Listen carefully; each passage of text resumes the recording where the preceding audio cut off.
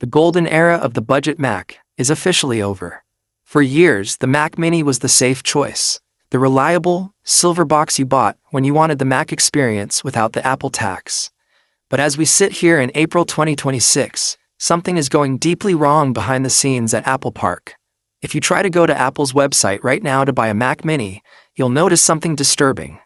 Shipping times are slipping into months, and in some regions, the base models have vanished entirely.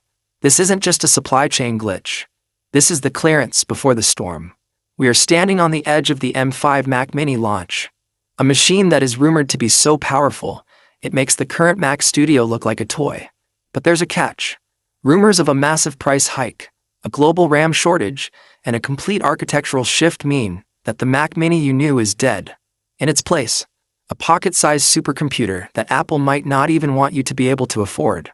In this video, we are going to peel back the layers of the most secretive product launch in Apple's history. We're talking about the M5 Silicon, the Fusion architecture leak, and the reason why this tiny box is about to become the most controversial computer in America.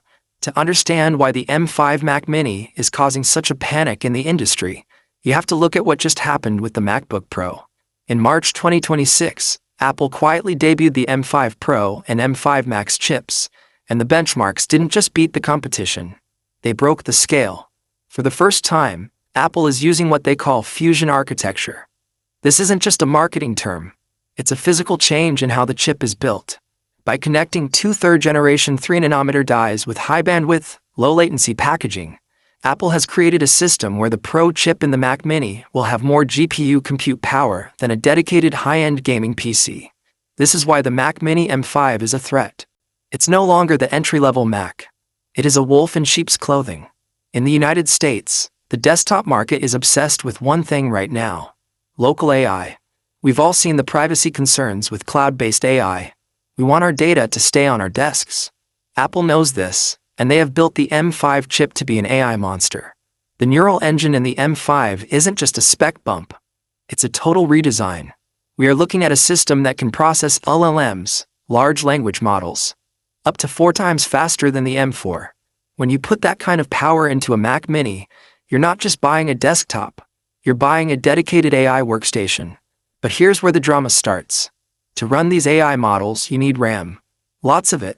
And as of April 2026, the world is running out of high-performance memory.